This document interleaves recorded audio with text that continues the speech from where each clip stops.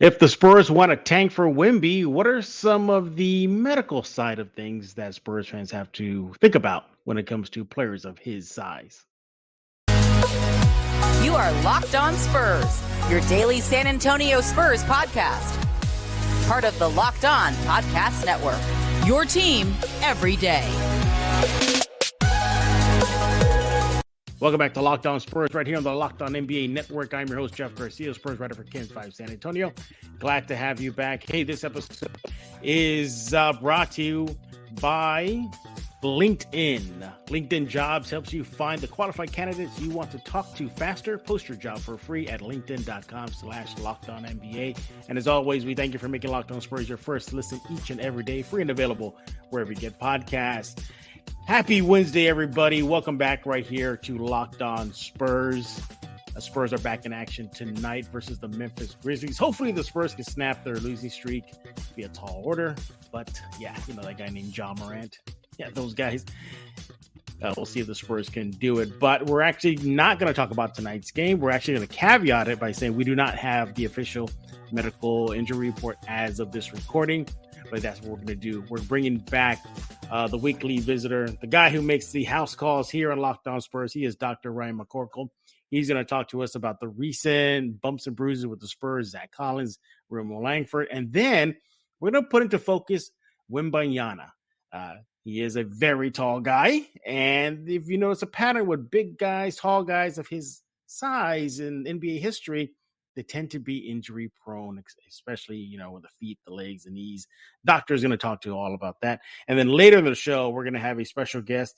He is Nick Gartrelle of the T-Wolves Gaming Club, part of the NBA 2K League. He's going to hop on and tell you what's going on with his club and how you can get involved in the NBA 2K League. But let's go ahead and bring in our guest. Again, he is Dr. Ryan McCorkle. He's an ER doc at St. David's Medical Center and the Austin Emergency Center, and with the Backstage Medical and Concierge Medicine practice. Doctor, welcome back to Locked On Spurs. And little by little, you're getting that popularity with fans. They really love it when you come on. Oh, well, that's really nice to hear. It's good to be with you again this week, Jeff. I appreciate you having me. Yeah. And by the way, you know, I have that 2K League guest coming on a bit. Are you an esports guy? Do you still get behind the controller every once in a while?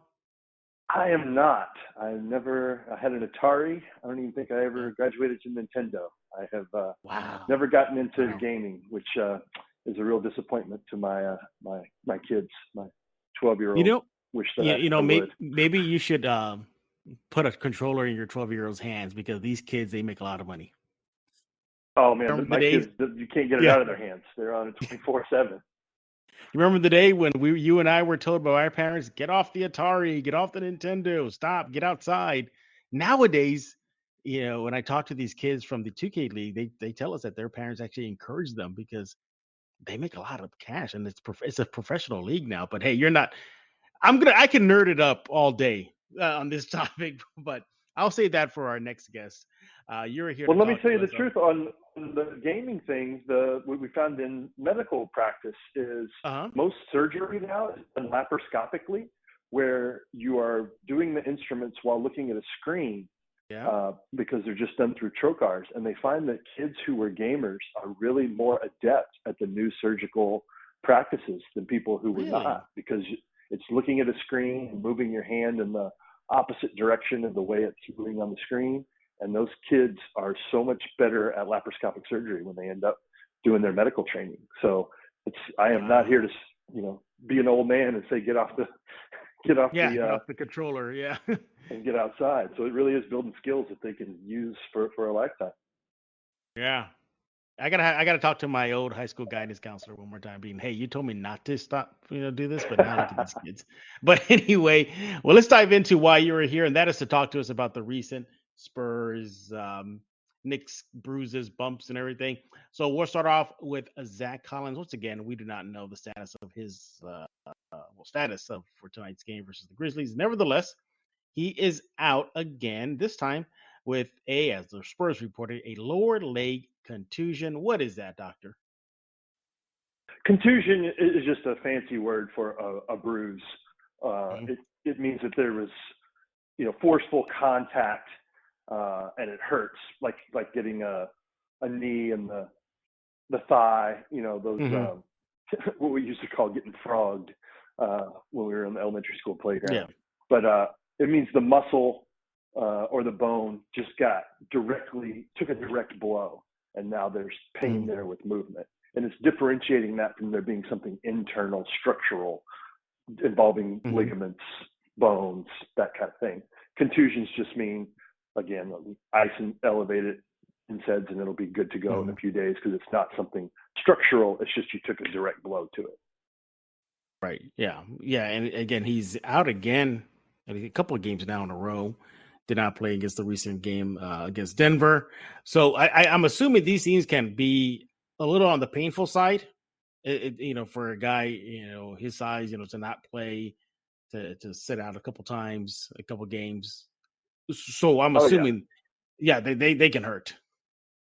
Yeah, I think anybody who's played some, like you and I, if you ever catch that knee, like in the back of your calf or on the side of your calf, or especially when you catch them right there in the thigh, it's painful. It's hard to walk on. I mean, it's not dangerous, but you don't have the mobility and the explosion that you want just from the pain of that deep muscle bruise. So not dangerous, but probably he can't move around like he needs to move around. Yeah.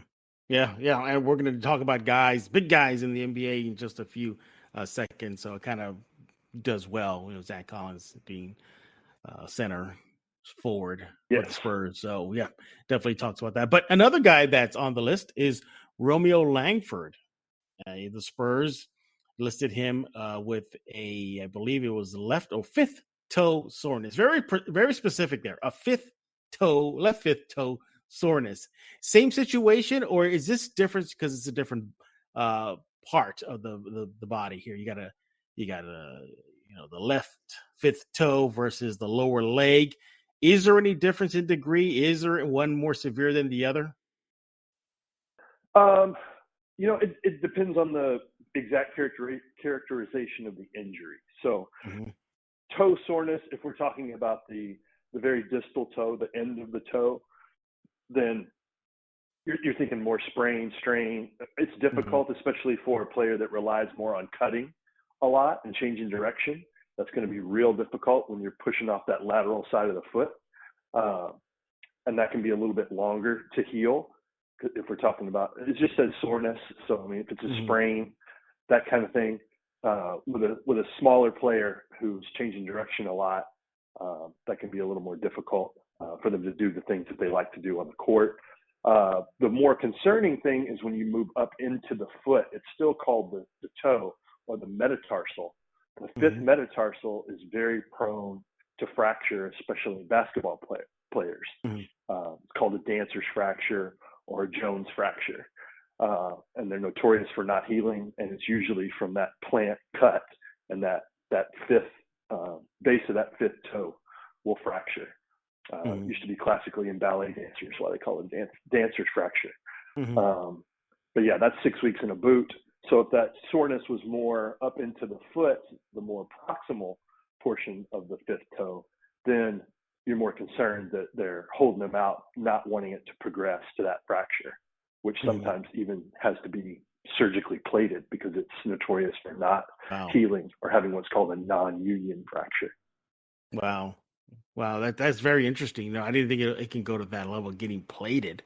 You think of the toe, this little tiny little appendage on the human body, and and this for Romeo, and I guess fans just sometimes don't appreciate just how important that can be. It's, for a player like you mentioned has to cut, toes. Doctor, who would have thought? Yeah, I think that will segue well into our next topic. Just talking about feet for basketball players are just so, they're so important, and when you have problems with your feet, it is really difficult to perform. As small an injury as that may seem like to a layperson, obviously it is the basis for everything. All your movement, especially quick cutting movements that are required for basketball. Absolutely, and Doctor's getting the hang of it here on Locked On Spurs. He gave us a perfect setup for our next topic. When we get back, we're going to put into focus Wembanyama. A lot of Spurs fans are hoping the Spurs have the basketball gods smiling on them in a few months this summer, and they get the number one pick. But as we saw with a guy like Chet Holmgren, sometimes guys of that size tend to have a lot of issues, especially in the feet. So doctor's going to talk to us about that. Why does that happen? Why should that be a concern for Wemby? And much, much more on this episode of Locked On Spurs. But before we do that, I want to talk to you about LinkedIn Jobs. Look, you go to LinkedIn Jobs right now. I use it when I'm on my job hunt, and employers definitely use it when they're looking for the right candidate. These days, every new potential hire can feel like a high-stakes wager for your small business. You want to be 100% certain that you have access to the best qualified candidates available. That's why you have to check out LinkedIn Jobs. LinkedIn Jobs helps you find the right people for your team faster and for free. Simple tools like screening questions, they make that easy for you to focus on candidates with the right skills and experience so you can quickly prioritize who you like to interview and hire. It's why small businesses rate LinkedIn Jobs #1 in delivering quality hires versus leading competitors. Here's what you got to do. LinkedIn Jobs, it helps you find the qualified candidates you want to talk to faster. Post your job for free at LinkedIn Jobs or linkedin.com/LockedOnNBA. That's linkedin.com/LockedOnNBA. Post your job for free. Terms and conditions apply. We're back here with Dr. Ryan McCorkle as he makes his weekly visit here on Locked On Spurs to talk to us about the medical side of the NBA, Spurs injuries, and much, much more. Make sure to follow him on Twitter at AustinERDoc, and he's going to talk to you about his practice later on the show. Doctor, so let's go ahead and dive right into it. Wembanyama, French kid, got not only the Spurs, but a lot of teams drooling over the thought of seeing him in their team jersey. Spurs are projected to have one of the worst records at the end of the season, although they're definitely bucking that trend right now, winning and being competitive. But nevertheless, should they get the right to draft Victor Wembanyama, great, awesome, unicorn-type player, all-world, generational talent. But there's a cautious side. There's the medical side, specifically the feet side. Doctor, why do players of his size tend to have so many issues medically when they make it into the NBA? Well, I don't think that we have completely elucidated the exact medical mechanism for why this is happening. I think it's, the common sense explanation is that these are larger people carrying more weight on, approximately the same size base of their feet, and bones that are, not particularly more dense than people of smaller sizes. And it just tends to break down. I think you use the word unicorn. I think that's a good jumping off point there for, the original unicorn, Porzingis, having, myriad number of problems with his feet and legs that have sidelined him for quite some time. But when you look at it on a population base, which is what we do, in medicine, as we are people of science, we want to see numbers and data, that since 2000, players over 7 foot that were drafted in the lottery missed 1 in 4 games due to issues with their feet, 23.5%. So 1 in 4 percentage of their games because of issues with their feet, particularly a bone in the foot called the navicular bone. So navicular fractures plague players over 7 feet, and they just don't recover well from them. It ended the career of Yao Ming. Right.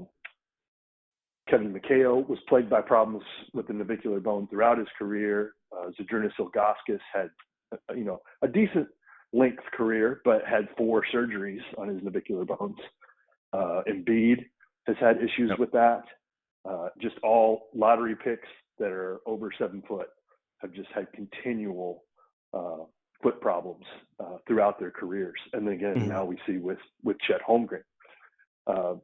To be clear, Victor has had no issues so far. We're not putting that on him. We're just saying that there is this pattern of these exceptionally tall players in the NBA who are lottery picks and therefore have a whole lot of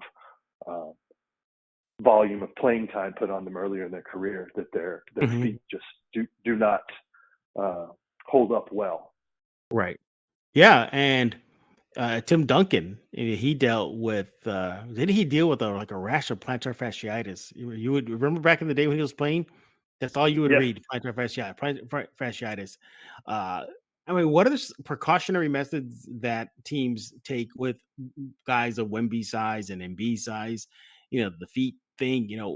It sounds like you mentioned right now. It sounds like the medical side of things, they never really can figure out why. But what are precautions teams usually take in these situations? Well, I think the reaction we've seen so far is the era of load management. That you're not playing these players as many games as in the past. They're just not going to play 82 games. I think we've seen that with Embiid. Generational talent, MVP caliber. Never played over 50 games for the first several years of his career. Mm-hmm.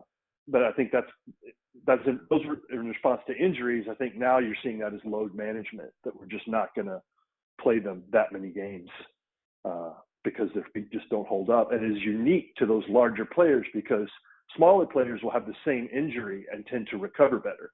So I'm sure everybody remembers Michael Jordan in his first year fractured his navicular bone.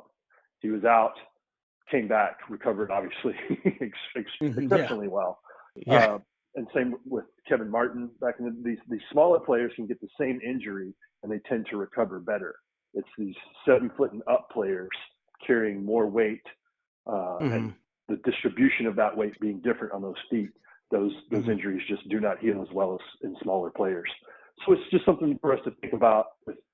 Like I said, Victor hasn't had those issues yet, but players of his size tend to, and we've seen that bear out with Chet Holmgren already. Right. Yeah. And then you got the other side of the coin, just those superhuman, super world type players like Shaq. I mean, how do you explain Shaq? The guy was a behemoth, but was nimble, was quick. He had a quick, baseline spin to the rim for dunks. Could run the floor, but his size, and you got Zion Williamson as well. Guys that size, are just so athletic. I mean, does the medical side of things have any explanation for why guys of that build can be so athletic? Well, I think Shaq is pretty one of one to be Right. that athletic and that size, not just height, but that build, carrying around that amount of weight, and not having that many issues. But I mean, you made another good example there is Zion, right? Zion's had nothing but problems with his feet. He hasn't been able to stay on the floor, hasn't played anything close to a complete season yet. Mm-hmm. And a lot of that is his size and not being able to carry that kind of weight on his feet. Mm-hmm. So a lot of the focus had been on trying to, lose some of that weight and see if that would help with the feet. But we're seeing that even those long, lanky, lean players like Chet Holmgren, obviously it's not the weight that he's carrying. It's just that his feet, they just don't hold up under the wear and tear, not right. Exactly the weight. But I think it's a lot easier to find population-based explanations than to try to explain the one-of-one human that Shaq is. Yeah, exactly. Yeah. I remember Shaq playing, his feet, especially during the Spurs-Lakers rivalry when it was at its highest. And, you had Robinson and Duncan doing whatever they can to try to slow him down, but he was just so athletic. And that's why you would marvel at him, because he was the size of a bull, but was nimble like a deer. That was just insanity. But what about David Robinson? It wasn't really his feet. It was actually his back that got him. What are your thoughts on that? Yeah, I mean, backs, knees, and feet are the career enders for basketball players, right? I mean, that is where it all is. They're just poor designs to carry that level of weight and to make the kind of movements that people make. And once you've herniated a disc, back problems they just don't do well. I mean, you can see with Tiger Woods, who has more cutting edge medical care in the world than Tiger Woods, and you just can't get his back right. It's just that twisting motion of hitting a golf swing, also when you're in the post and making those quick spin moves like David Robinson used to do. It's just not good once you've had a disc herniation. Even if you get the fusion surgery, the back just does not tend to do well long term when you are continuing to put it under the stress of an NBA career or a repetitive motion kind of career like golf. It's just very difficult to deal with. I think those players we talked about last week when we talked about yoga tend to your Robert Parishes, your Kareem players were the first ones to be able to be that size and play well into their 40s with pretty limited injury profile. It's just the what we call proprioception, the body awareness, the ability, the balance of keeping the load on both feet and the way your body moves. When you do that, yoga training tends to really help those players avoid those injuries. Right. Because it's a lot better to avoid them on the front side, because once they're there, like with David Robinson, it kind of goes in one direction. We're talking with Dr. Ryan McCorkle right here on Locked On Spurs. He's making his weekly visit here on the show to give you all the other side of the things when it comes to the pro basketball, NBA players, the medical side, the very important side to all of this. They got to keep them healthy if they want to go out there and give the fans those dunks and those W's, or in this case, maybe some L's, Doctor, so the Spurs can get Wemby. So, be competitive, but not too competitive, Spurs. But nevertheless, circling back to Wembanyama, you're right. He hasn't had any major issues. There's no feet issues that's been reported, nothing. He's still a kid. We're 19 years old. But, his frame does have Spurs fans biting their fingernails, hoping it's not a repeat of a Chet or even a Greg Oden. Zion, if the Spurs were to land that number one pick. But overall, Doctor, if the Spurs get that number one pick, they got to draft him. I mean, that's a no-brainer. Oh, absolutely. This is a no-brainer. Yeah. We're having an interesting discussion about something that the data bears out. There's in no way would that lead you to say, hey, don't draft Victor. I mean, that's absurd. Like you said, another one of one, and definitely the direction you would go. It's just been interesting to note how these injuries affect those large players. You would think that these scouts, the Spurs, or just NBA teams and their medical staff were going to really put Wembanyama through Q&A process, medical processes, just to really test his frame, because you look at him on the court, he looks so fragile. But he's nimble, and no meat in his bones. He looks like a big stick out there. But I'm pretty sure you would, if you were on that Spurs staff, saying, hey, we got to really give him a battery of tests. That ankle and the feet got to be up there as well. But yeah, I mean, the Spurs are on that clock, and if they do win the lottery, it's a no-brainer. He's a franchise-altering type player. Doctor, when LeBron James is in awe of Wembanyama, that should tell you something. Absolutely. Yeah. We know who we would absolutely draft, and I think the Spurs medical staff will be very cognizant of the way those injuries have gone with players of his size and build, and they'll have a plan for load management and for injury prevention. If we're able to land Victor, for sure. Yeah. And again, just to repeat, I mean, if you were on that Spurs medical staff and, given your 2 cents, you would definitely be focusing, I mean, obviously his overall health, but the feet, ankle kind of thing would be kind of what you'd be putting into focus. Absolutely. I mean, foot health for the larger players is all there is, right? I mean, Yao Ming's still in the Hall of Fame, but what a tragically shortened career just because of foot issues. So, I mean, I think that's the whole point would be to guard against that starting off on day one. You got to protect your investment, right? Yep. Yeah, absolutely. Hopefully, if it is a bad season, Doctor, hopefully the light at the end of the tunnel will be, the number one pick and getting Wemby in Spurs colors. He is Dr. Ryan McCorkle, making his weekly visit here at Locked On Spurs. Again, he is an ER doc at St. David's Medical Center and the Austin Emergency Center. You can follow him on Twitter at Austin ER Doc. And Doctor, once again, tell us what you got going at Backstage Medical and Concierge Medicine Practice. Well, the big thing this week, I am the medical director for the stadium for UT football, and we got TCU coming this weekend, and it's the game of the week. It's going to be probably 110,000 people down at Darrell K. Royal. So we're getting ready to take care of a lot of patients down there, and it'll be a lot of fun and a lot of work. And you can't ask for anything better than that. Work hard and have a good time while you're doing it. So TCU will be fun this weekend, and you got Baylor in a couple of weeks. Absolutely. Got our Austin FC game versus the Haiti football club that's going to be coming up. So we're getting geared up for that as well. And it is primetime concert season now that the weather's nice. So we have a lot of shows coming through town. I'll be working one at Antone's with Amanda Shires this weekend, and that will be a great show. So got a lot going on. Oh, and folks can also follow me at AustinEMDoc on Instagram too, if they get a chance. And I'm around to answer questions on Twitter or Instagram, and talk to the fans if they want to engage.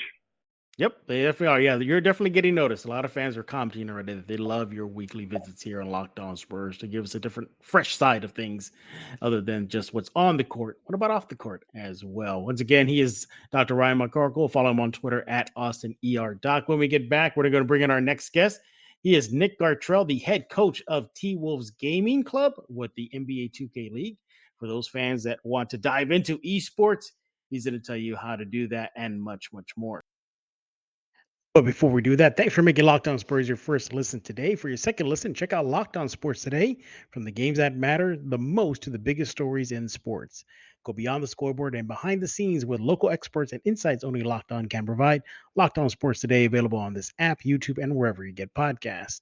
And I want to talk to you about Bet Online. Bet Online is your number one source for your sports betting information, stats, and news and analysis. Get all the latest odds and trends for every professional and amateur league out there. From football to basketball to soccer to esports, they got it all over at betonline.net. And if you love sports podcasts, they got that as well. Go find it at BetOnline. BetOnline is always the fastest and easiest way to get your betting fix. Head to the website today. Use your mobile device to learn more. BetOnline, it's where the game starts. All right, let's go ahead and bring in our next guest right here on Locked On Spurs. He is my good friend. I have known this guy for quite some time out in the NBA 2K League. Met him when he was with Nets Gaming, and now he's the big man with the T-Wolves Gaming, the head coach for T-Wolves Gaming. He is Nick Gartrelle. Nick, welcome to Locked On Spurs. And my goodness, man, I miss those old New York studio NBA 2K League days. Thank you for having me. I'm not gonna lie, I definitely miss the New York days. It would be nice to travel to my hometown all the time, but I like where the league is heading. So yeah, hopefully we have more All-Star games all over. Last year was LA, and then the year before that was New York City. Yeah. I do miss you, Jeff. We definitely had some great conversations, some legendary conversations. No, man, we had some fun. You came up through the Nets Gaming. You were involved with them. You got kind of more of a behind the scenes guy, but you started to grow little by little with the league to the point now that you are the head coach for the T-Wolves Gaming. How has your journey been? My journey has been up and down. It's been amazing. Though I wouldn't change it for the bit. I wouldn't change it one bit. Everything's been. I honestly, Jeff. Oh, I think I knocked myself out. I think I knocked my camera. Sorry. No, you're fine. You're fine. You're fine. Okay. Yeah, I can still hear you. Okay. No, I think honestly, this it's been a journey. I love everything about it. Like I said, I wouldn't change anything about it. Mm-hmm. You look at overall the league, it's growing so fast. A new season is going to be coming in. So many new things that weren't around when you and I met, 3v3, that wasn't around. International teams, that definitely, maybe there was just one, not even, I think with Gen G. There was no international teams when I came in, because when I came in season 2, the Nets were announced, Hawks, Lakers, and T-Wolves. And then after that was Hornets. So it's been growing fast. Yeah. The league is growing. I was literally talking about it the other day about it with some other people like Derek Franklin from the Heat, or Ivan Curtis from the Nets, my old boss, of how much times have changed, and nothing is literally the same as it's been from season 1 to season 2. New faces around. The people that you thought that would just continue playing the game, they've finally retired. Like Wolf retired. A lot of the season 1 guys are not. I think there's only 5 left. So it's actually it's crazy because you grow up with these people, you play in the community with them. Yeah. You envy their 2K skills, and now there's new kids that are on the block that are like the face of the league. So Yeah. it's crazy. It is, and you again another similarity that Nick and I have. He joined. Well, he started getting involved in season 2. I started covering the NBA 2K League in season 2, and so yeah. Needless to say, Nick and I go way back. And Nick, let's go to talk about T Wolves Gaming head coach. It's a big job title there you got on your shoulders. How are you handling it? What is it like?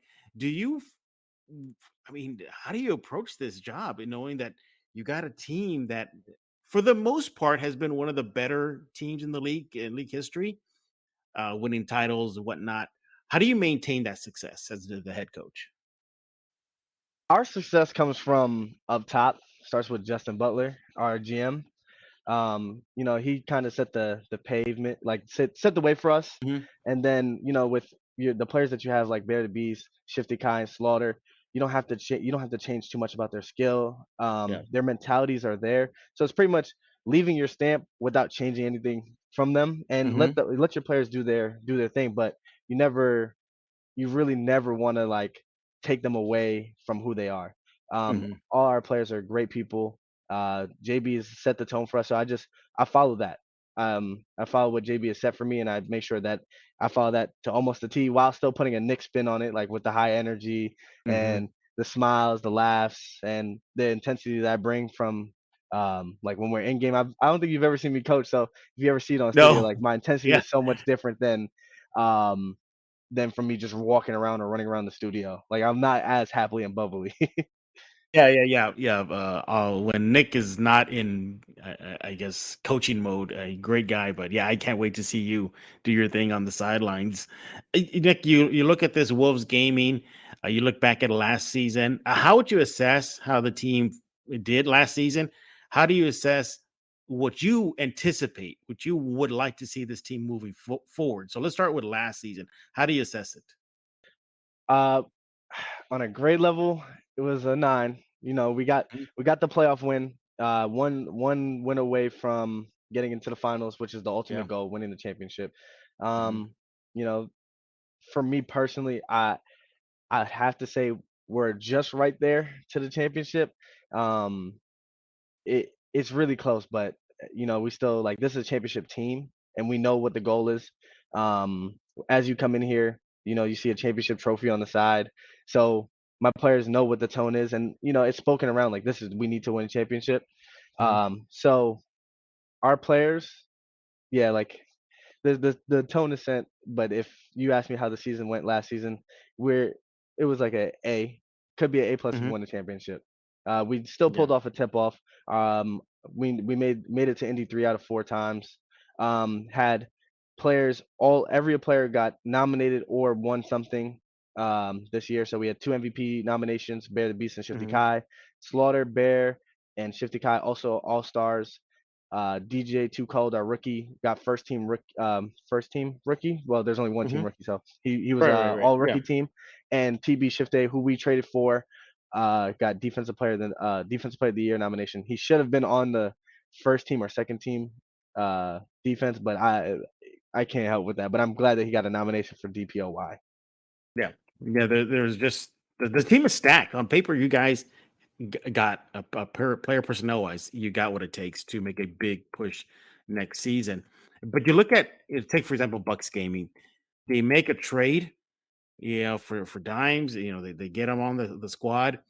They start clicking at the right moment, and then they win the title. Now I know you're in a position where you can't give away too much. I'm going to respect that. But do you look at that how the Bucks did it by making a roster move just to get you over the hump? Do you think that's something that the Wolves gaming could look at? No, No. we won 10 of 12 Uh-huh. quarters in the final four. Just coaching mishaps throughout the game, Yeah. little things that we needed to fix all season Mhm. reared its ugly head during this game right here. Mhm. And if I felt like if we pushed through that and we got through uh that situation, we would have won the whole thing. Mhm. But no, I don't see, like, what the Bucks did Mhm. could have fixed what we've done. We have great players, Right. great talent across the board. Nothing of that could have changed. any situation. The Bucks got it right hot at the right time, and shout out to them, and shout out to Coach Lance for putting it together, and Right. Patrick. Once again, we're talking with Nick Gartrelle. He is the head coach of T-Wolves Gaming, the Minnesota Timberwolves affiliate of the NBA 2K League. And we're looking back at last season of T-Wolves Gaming, and now we're going to look forward. Now, it sounds to me that spirits are high, Nick. You seem energetic. You like the squad. As of right now, as is, I know we got the draft coming up. Maybe you guys, get a gem, and that changes things. But moving forward, it feels like you think this team could be a powerhouse next season. How do you balance that with knowing that you got the draft coming up and a possible player coming in? How do you assess the future of this team with you guiding it? Well, from the start, I know we're going to be a powerhouse. When you have 3 top 25 players, and you have this much talent around, it's hard. It's hard to fail. It's hard to fail at this point. But assessing the talent, like we have JB, like once again, our general manager has done a great job on finding gems. DJ2 Cold, who first team rookie, now he's going to be drafted as a first round, which last year he went pick 42. We're just hopefully, we land another gem, and I think we're going to do another great scouting. Like I said, it starts with JB from the scout team, and GM. Like we'll all bring up and we'll put our brainstorm things together, and ultimately, we find the right player, and then we draft him, and JB has not missed. So, and JB we trust over here. So just going to continue down that route with it. You guys announced several guys that you are protecting. Yes, sir. Ahead of the draft. That's Bear the Beast, Shifty Kai, Slaughter, and Shiftay. Obviously, that those are no brainers. You protect those at all, but you got that draft coming up, and your guys are going to lose a guy in the expansion draft. You're going to bring in a player. Do you see that as a challenge coming up? I mean, it's always a challenge. You would love to bring back all 5 guys, especially when you're that close. But we understand the situation it is, and I think one thing that why our organization is so great is because we've only, out of all the 4 years, we've only had 2 players never come back. Either they go to a coaching job or like I believe Nacho was business a business with the Hornets, or you get drafted in the first round. Like Dawsix was drafted in the first round. Big Saint was also drafted in the first round, and Miles last year from our season 4 team was drafted in the second round. So once again, we have another player that's going from a second round pick, because Dawsix and Miles were both drafted very late, back-to-back picks. They are now DJ2 Cole's about to get drafted in the first round. So it's nice to see. But for a roster spot, like we'll draft somebody that fits in, understands what the pressure, understands what it's like to be a great teammate and a great person, because that's ultimately what it comes down to, and knows how to play the game. And now you got the draft. We're kind of dancing around it, but let's go and dive into that. What is the plan? What are you looking at? I know you can't give away too much. I mean, I get it. You got a war room and you got to get ready. But how are you and the rest of your staff looking at this draft? Is it, as they always say, that cliche, best available or fit for need? How are you guys approaching it? It will always be fit for T-Wolves Gaming. That's the answer. At the end of the day, I have to coach the players. So if I could, if as long as the player and I fit, and he fits with the organization, it's gonna be, and he fits with the team, then that's what it is. It's not always best available. It's what fits for T-Wolves Gaming, because each team has its own draft philosophy. We have our own, and it works perfectly for us, as it's been for the last couple of years. So having these type of players and drafting for fit instead of best available has worked out for us in the past. Another part of this draft is the expansion draft. What are your thoughts about a new team coming in? What was the NBL Gaming? I believe the Oz Gaming. I'm sorry. How did you view that news? What did you take away, since you are a veteran of this league, from behind the scenes with Nets Gaming to now up front as a head coach? When you looked at that, just as a member of the NBA 2K League, that must have left you beaming with pride about the league and where it's going. Yeah, I can't speak too much about Oz Gaming, but it is great to see the league expanding. You know, we got a Mm-hmm. team, Gen G, and now we have Australia. I mean, Yep. who knows? We might play our playoffs in a whole different country. Right. That would be amazing, just to see what controller could take me around the world. But to see like Australia come in and they just seem like they just got their guy Moody. Shout out to Yeah. Moody for becoming a head coach. Um, it's nice. Is these so many different opportunities. You don't have to Mm-hmm. just be aligned with the NBA team. Now you're aligned with a esports team. So I mean, if you're Yeah. a big video gamer, this might be the route that you want to go. For me, obviously, I love Right. basketball and I love the NBA. So the NBA side is always where I want to be at.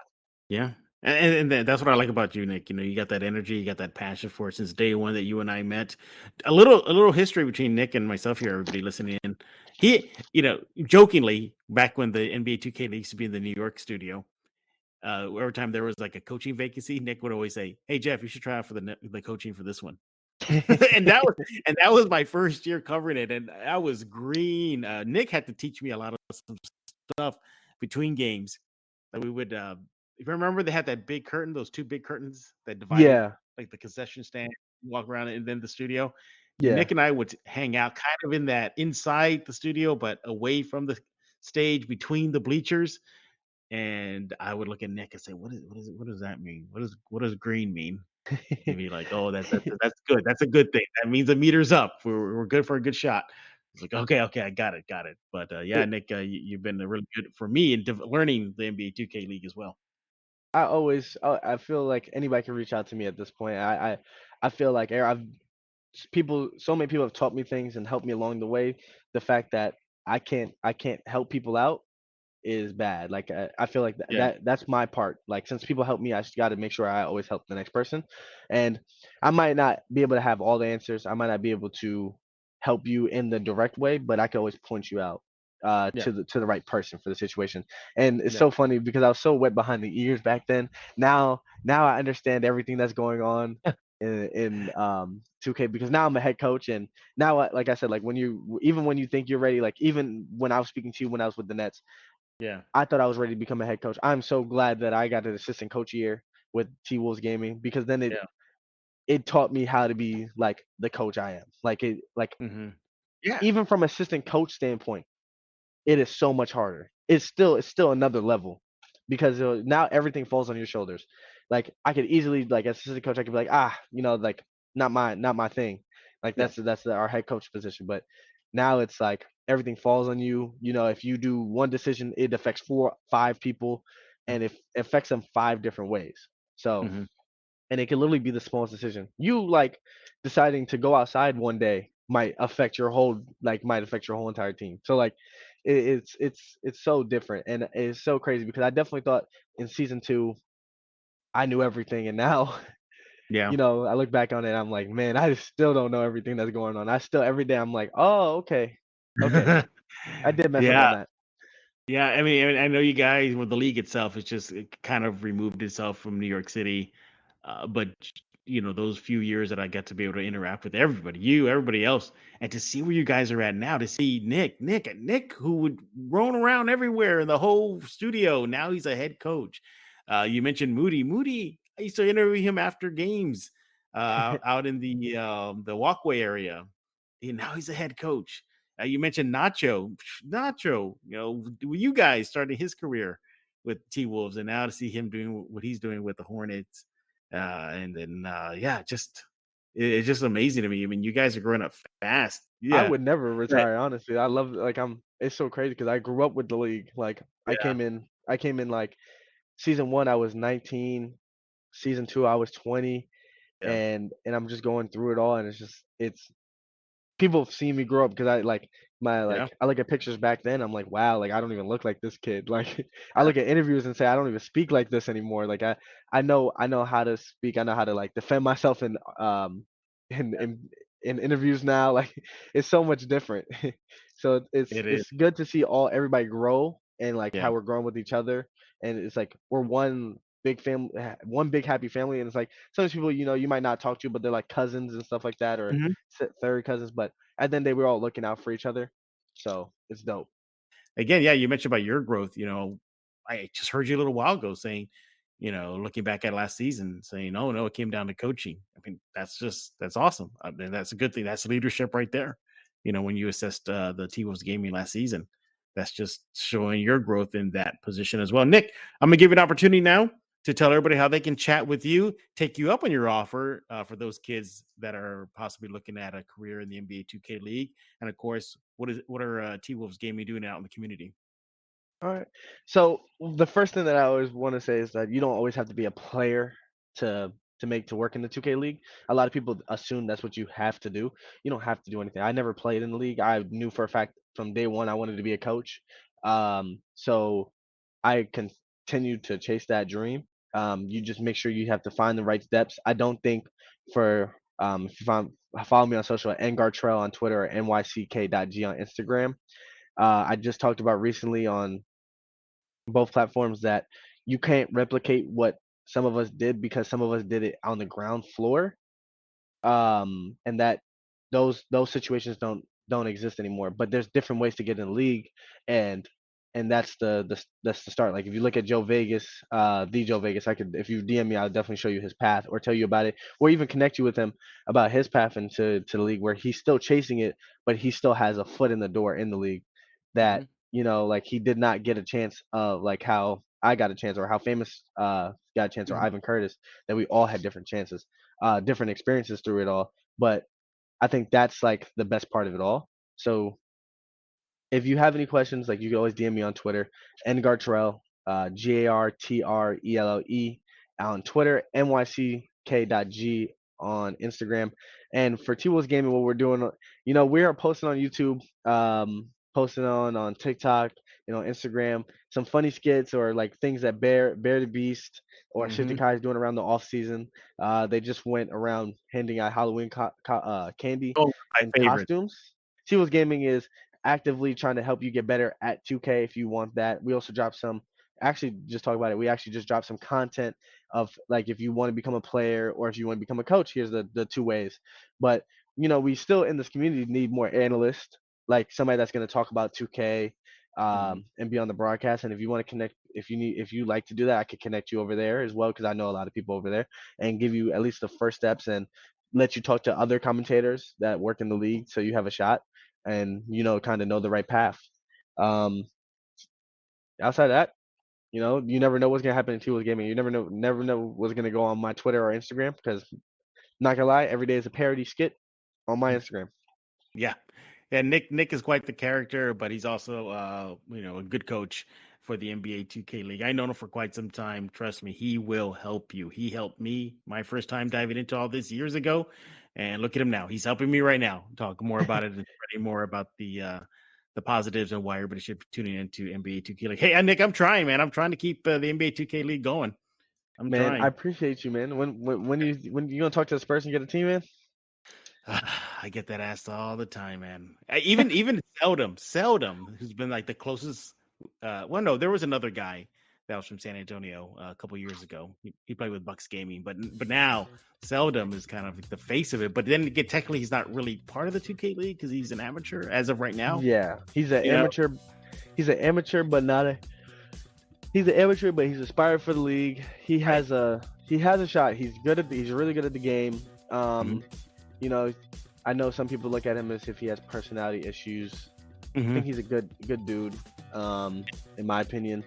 He knows how to share the basketball. He has a passion to win, and he honestly reminds me of a little bit myself. Like he likes to just like have fun. Like he's out there. He's partying. Like, and that's what you kind of want to see because sometimes like you don't want a player that's always going to be like, okay, I'm finished practice, I'm going home. You want to have a player that has like substance to him. Like he's like, hey, I want to go to Six Flags, or hey, I want to go snowboarding, or after this, let's go to a bar, or let's go out to eat, because you don't want to have players that just sit down. So it's nice to see players, see like prospects and stuff like that have substance in their life, because sometimes like it is you get players and it's just 1 and 2. Like you see players that are just 1 and 2. Like they're like, yeah, I'm going home, I'm done. That's it, nothing else. And sometimes that does hinder your team because your team does team bonding. But it's nice to see Seldom go out there and stuff like that. Hopefully he does get drafted this year. It would be nice. He's been working hard. Definitely amateur of the year. Shout out to him for that. So Yeah, and thanks again for sending me a sweatshirt. That was nice of you guys.